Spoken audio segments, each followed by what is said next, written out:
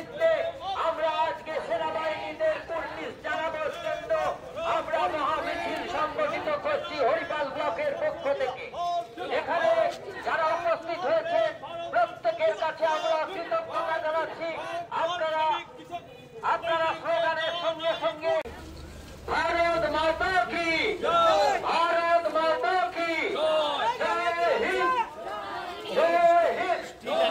বন্ধুরা, আপনারা দেখতে পাচ্ছেন পহেলগাঁয়ে যে নৃশংস হত্যাকাণ্ড ঘটিয়েছিল,